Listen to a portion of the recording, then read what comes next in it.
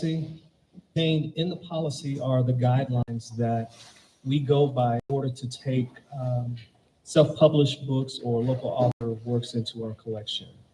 Unfortunately, Goodreads and Amazon are not to the reviewers that we would want the works to have been reviewed by. So reviewers like Library Journal, Booklist, Kirkus, those are the more outside resources to the community. So if, again, it's something specific, please let us know and we will try to accommodate that. Our next question, is Headquarters Library still a polling location? To the best of my knowledge, it is. We usually get communications from the local elections department that headquarters will either be an early voting site or the day of elections. So we haven't received anything to this point, but stay tuned. We will be sure to have it on the website as well as our social media. And in conjunction, we have other branches that are also polling locations, not just headquarters. But again, once the elections board lets us know, we'll put that out. Patrons asked for a coding class and Headquarters offered a class for the entire family. Will there be other classes such as robotics or drone classes available? They are in development now, especially the drone classes. We are finalizing a partnership with our Extension Services Department, and I'm anxiously awaiting when we can get started with those. Robotics, the same. We have technology that we are currently in development of the curriculums for those programs. So stay tuned for all of that. We're very excited about those. And our last question. I run a daycare near one of the libraries, and I would like to know if the library will have holiday activities like Santa Storytime. Well, we have such a wonderful Miss Constantina here at headquarters who poses as Mrs. Claus, and she does a fantastic, fantastic story time. So yes, the answer will be yes. We will do Santa story time. We will have other events for the holidays. So again, stay tuned. It's a big event, and we know a lot of families like to come out and participate. So we get very excited when we have the little ones in the building. Any other questions? No, not Play-Doh, crayons, Dave? No, we're good. No, I think we're good for now. Wonderful. If no other questions, what we usually do at this time is that we invite or someone excited to have attorney Randy Fagan with us from Vote Riders. And so we will have a conversation about elections coming up. It's very important, and it's very important for our community. And so without further ado, Ms. Randy, pleasure. Thank you so much for coming by. Thank you so much. Thank you so much for having me. It's great to be here. If you wouldn't mind, take a moment to introduce yourself and tell the folks what it is that you do, what role you play. Sure. So my name is Randy Fagan. I work at Vote Riders, which is a national organization focused on helping folks get ID and making sure everyone knows the ID rules in the state they live in so that they can vote. They can make sure their vote counts. Wonderful, wonderful. It's very important. As we all know, we have elections coming up in November, which is right around the corner. Yes, it is. You mentioned making information available for folks to make sure that they have their IDs or proper IDs. What documents are necessary to be registered for being able to vote? The laws are different in each state. So let's assume we're talking about Georgia today. But if someone is in a different state or you've got family in a different state, go to our website, voteriders.org, and you can find the laws for your state there. There's a little map, you just click on it. But so for Georgia, you don't have to have an ID to register to vote. That's important. So I am sure that you register people to vote here, and on the paper form, you don't need that ID. If you want to register online, you need a driver's license or a Georgia state ID. But just registration isn't enough because you do need the ID to actually vote. So sometimes someone thinks, oh, well, I registered, I'm good, and they don't have that ID, and that's going to be very disappointing to them because they're not going to be allowed to vote. So we want to make sure that register to vote isn't enough. And for folks who are in their communities getting people to register, which is great, important work, they also have to have that ID or the registration won't give them the right to vote. Okay, good news. If I don't have an ID and have very limited funds to give one, are there other avenues that I can take, or are there other options out there that could help me obtain an ID? Yes, 100%. Vote Riders will help you get the ID, and we will cover all of the costs. Did you hear that? Did you hear that one more time? Yes, woo-hoo. Yes, woohoo. So you can go to our website. I'm going to give you some phone numbers. You can call or text these numbers to get help.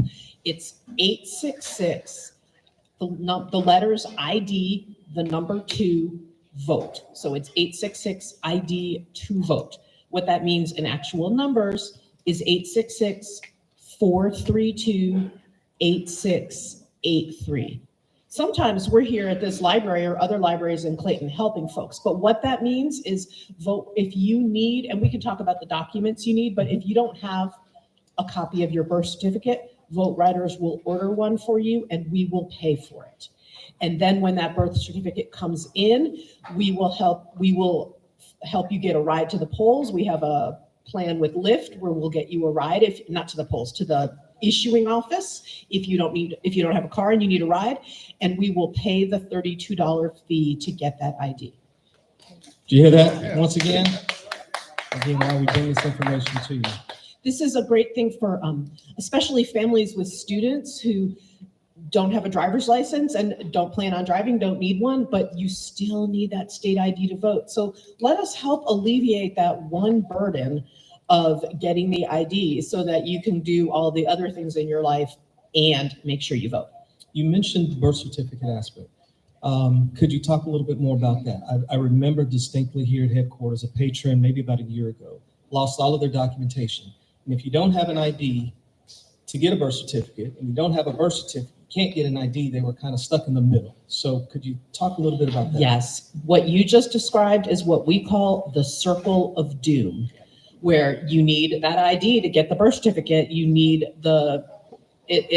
what we do is we have a great team who is really experienced with navigating the circle of doom. And if someone is born in Georgia, we find that going to the Vital Records office, we can sometimes get the birth certificate with a different ID, like maybe a high school ID, which wouldn't be counted for voting and wouldn't be counted to get a state ID. But so sometimes there are other options like that. If we have to, we'll get legal assistance involved, because no one should be stuck in that circle of doom forever. There has to be a way out, and we'll just keep working until we find it. Great. And Vote Riders picks up the tab for getting that birth certificate. Wonderful, wonderful information. Do you currently know what the voter registration deadline in Georgia is? Yes, the deadline is October 7th. So that's coming up in 3 weeks? I think it's a Monday. Make sure you are registered by that day. Even if you don't have an ID, you can go ahead and register, and then we'll work on getting your ID. And if you already are registered, just go ahead and double check and make sure everything looks the way it should look. And I can give you the website to double check, or you probably know the website as well, and I'm sure the library could help you. Absolutely, absolutely we can. In recent years, voter ID laws have changed. Yes, they have. What laws have been recently passed, and how may it impact or affect the voters? That is such an important question, and this is one of the things that keeps me up at night. So most of our voter ID laws, like when you go to the polls and you need your ID, those have been the same for some time. What's different, it's a new law from 2021, is the ID laws for voting by absentee. And what worries me, the part that keeps me up at night, is all those senior citizens who maybe are in a nursing home, who don't have a driver's license anymore, and they're going to need an ID to vote absentee. And I really worry about them. I think if you've got folks in your life who are older, who don't have that ID, let's figure out now what we need to do so that they can get their absentee ballot and so that they can cast it. Very good question, or very good point. And I've got a follow-up question. So if someone doesn't have a permanent address, or they're unsheltered or unhoused, are they still able to participate and still able to vote? Yes, and there's a lot of confusion about this. Unhoused voters are allowed to vote if they are otherwise eligible, if they're a citizen, all of those things. To register to vote, if you don't have a permanent address, depends on the county you live in. Right now, each county has different rules about what address you use. Many counties let you, if you have a mailing address, whether it's a shelter or a church or a family member, you can use that address as your mailing address. And then the county will tell you, we want you to put down the county courthouse as your address. So it's important to call the county elections office and ask them. But unhoused voters can vote, absolutely. Would they be able to use a post office box? For the mailing address, but not the residential address. You Yeah. have to reside in Georgia. And the way we define reside is where you lay your head most of the time. Okay. For those who wish to volunteer and would like to help out, where should they start? Or is there somewhere you can direct them towards? Votewriters.org/volunteer. I think right now, every organization is looking for volunteers. Everyone is busy getting excited about this election, which is great. So if there's an issue or community that is close to your heart, check out their websites too, because I am sure that lots of organizations are looking for help right now because we only have a little bit of time. What is it, 56 days? I don't have my count. Election day clock. It's not a lot of time, and anyone who has a couple of hours and wants to help, let's do it. Great, wonderful. I've heard in the news a lot about the new state elections board and some controversy over the board. I don't know a lot about it. Are you familiar with or able to share? I am, Okay. sure. So it is complicated, and you could spend an entire day just reading the newspaper articles about what's happened. But sort of the bottom line from the voter perspective is that the state election board is making rules that the counties have to follow in how they administer elections. And the challenge is they're still making these rules now. And counties who administer elections are pretty busy right now doing all of the things they need to do, testing the equipment, training poll workers, figuring out early voting locations. So it's stressful for the county elections officers to keep up with these new rules and oftentimes figure out what they mean and how to implement them. So I think that there is controversy that is of a very political nature, which we don't need to get into, and unless we want to really dig into the weeds. But the bottom line is that we've got 56 days or whatever it is until election day, and the county election workers work so hard to do everything right. And they just need to know what the rules are so that they can follow them. True. Hard to hone in on your craft when the rules keep changing. Absolutely. Changing at the last minute. Let's see. In anticipation of some very long voting lines and waiting times, what should people prepare for if they don't early vote? Well, that's a good question. Of course, if you are able to vote early, vote early. Early voting, hopefully, cast your vote, get a book, do your stuff. We don't have the locations yet in Clayton, but we will, and you can find them on the library's website and on the county election website. And I want to push early voting, and then we'll talk about long lines on election day. One of the reasons it helps to vote early is you get to pick the date and time that works for you. There will be early voting on Saturdays. There might be early voting on Sundays. It depends on the county, but you can look at your calendar and say, okay, I'm going to do it today. And then if something comes up, if you have a flat tire or a sick kid or whatever it is, you've still got more time. Or if you suddenly realize you don't have the right, you left it at home, you've got more time. The other reason early voting is great is as a citizen, you're helping out your fellow citizens who can't vote early. What that means, so if you think there's going to be a long line, to keep those lines moving. in 2020 when they tried really hard to make absentee voting easy for everyone.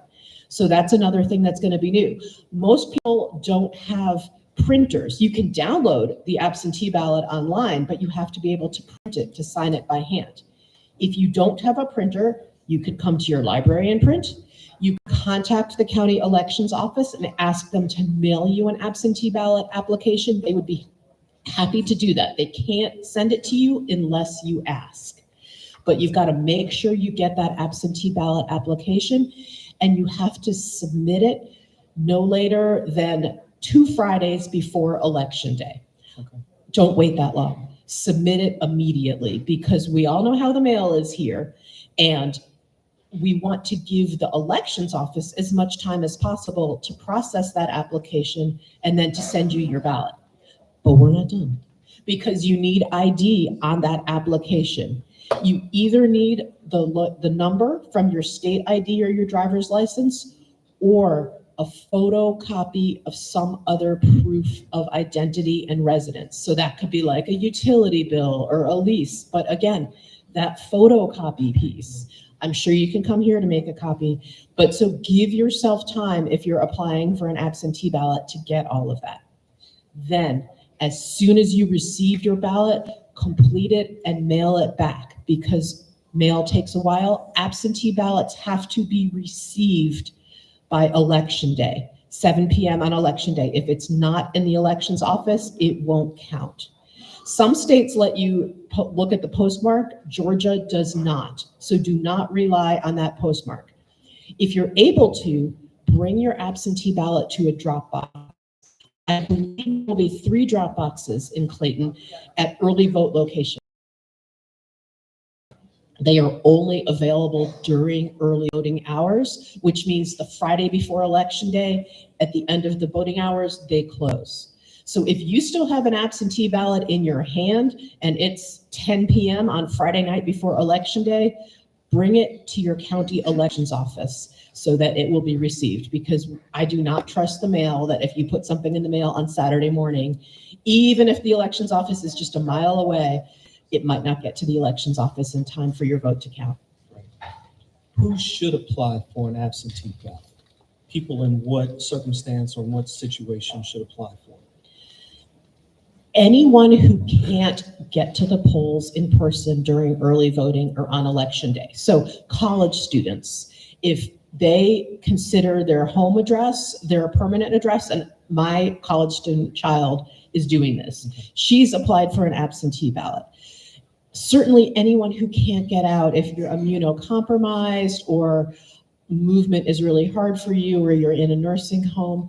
But if you can get to the polls in person, go ahead and get to the polls in person, because let's just make it a tiny bit easier on those poll workers. And they have to process so much that let's do our part to make voting easy for, and elections easy for the election administrators to handle. Wonderful, wonderful.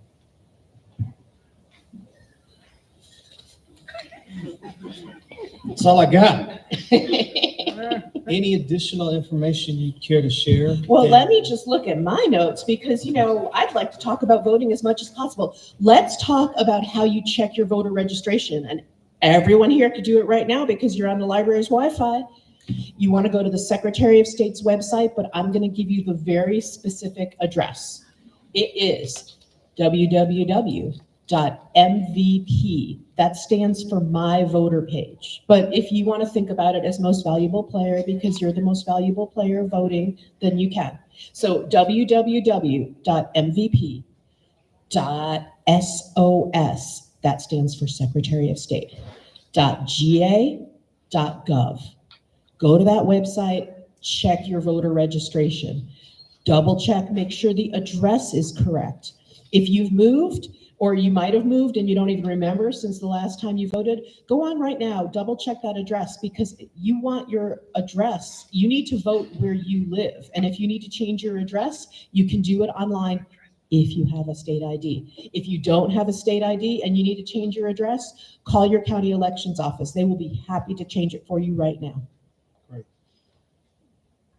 What else you got? What else I got? What else you got? Did we talk about early voting? October 15th through Friday, November 1st. 3 weeks of early voting.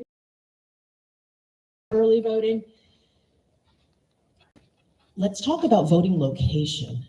So during early voting, you can vote at any location in your county. This is another reason why it's great. So if you, in Clayton County, you might work at one end of the county, but you might live in the other end, you can vote close to work during early voting. On election day, you have to go back to your home precinct to vote. If you don't vote at your home precinct, your vote will not count unless it's after 5 p.m., which is a whole separate thing. But so how to make this easy? Vote during early voting and pick a location that's convenient for you.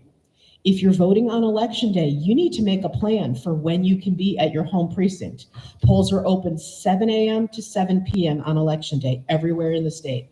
So if you know I have to be at work at 8, maybe you need to go and get online at 7 and vote right away at 7 so you can get on time to work.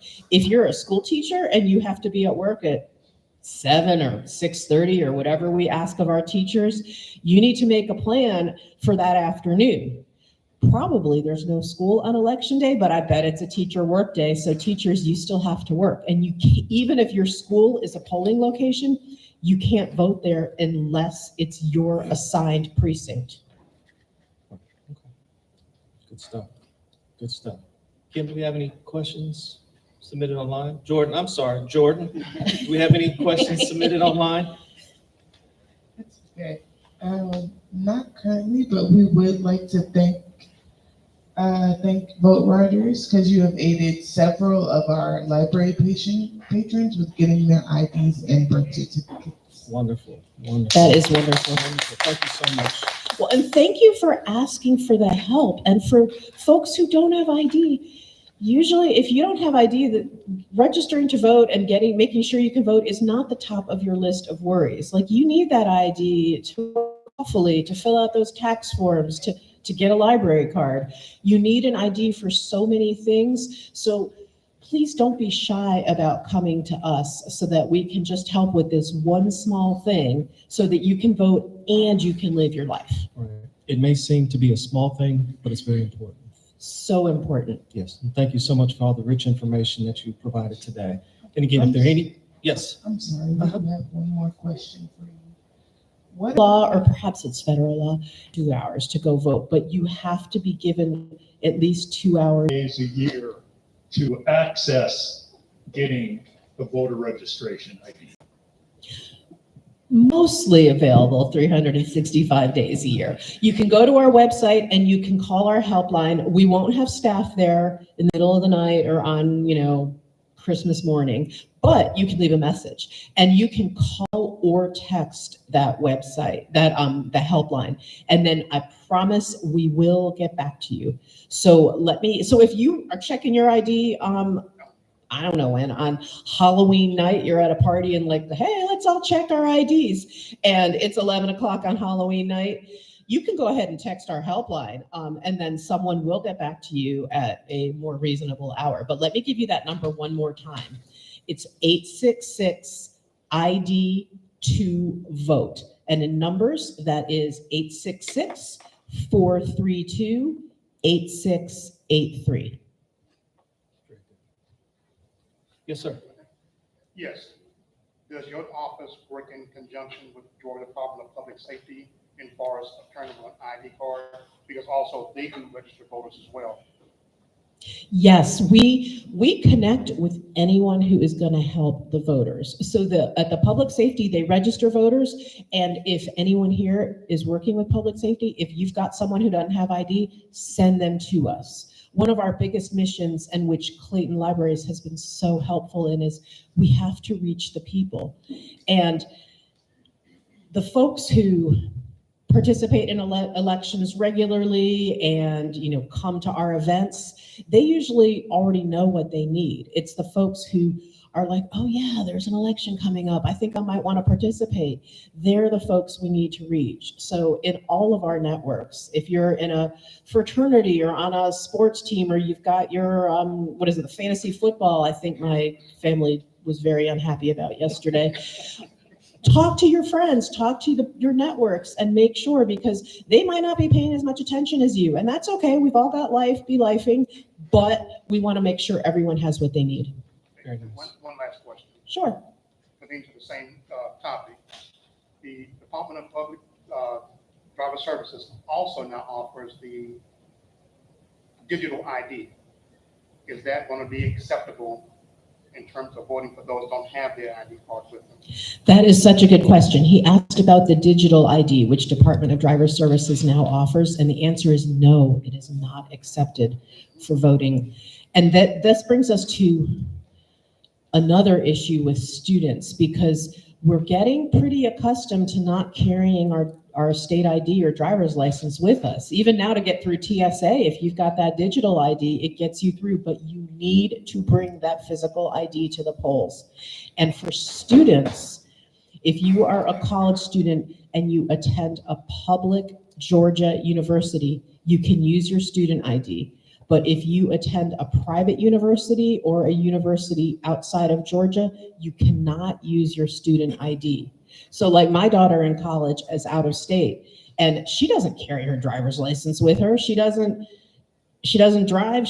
And her student ID, she swipes to get into the building. She seems to charge a lot of Chick-fil-A on that student ID, but they use it for everything. But she cannot use that ID to vote. She needs to bring a state ID. However, if she went to Georgia State, she could use her student ID. So it's really important to share that information with the young folks and, in your communities, because it's confusing. Yeah, very much so. Very much. I was just sitting here like, there's so many different rules and regulations that it almost appears to be more difficult to register and to vote now. But Yes, that's yes, another it does. program. That's another program. That's a whole nother. I'll come back for that one. We're glad to have you. Glad to have you. Any additional questions that have been submitted? Not currently. We're good.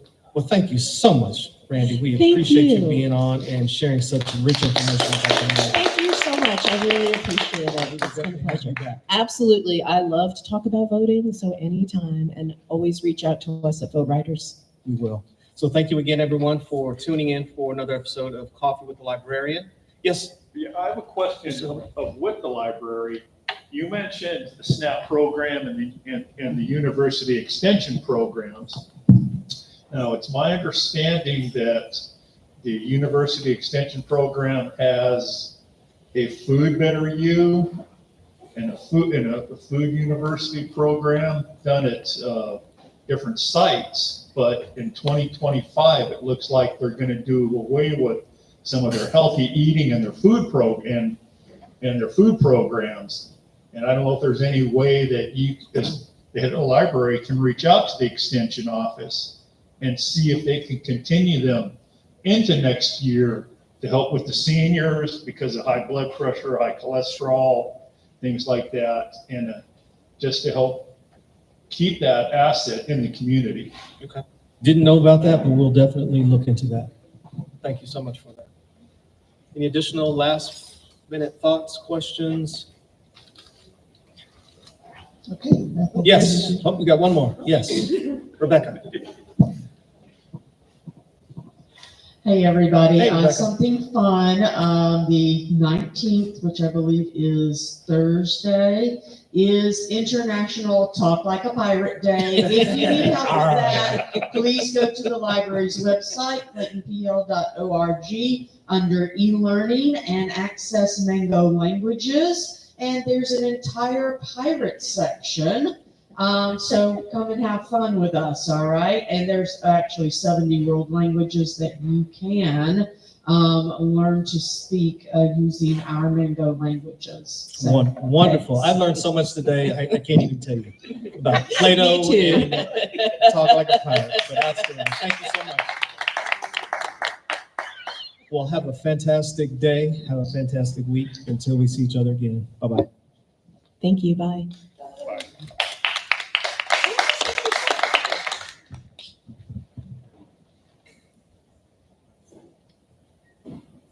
Are we off? At least cut the camera. No, we good.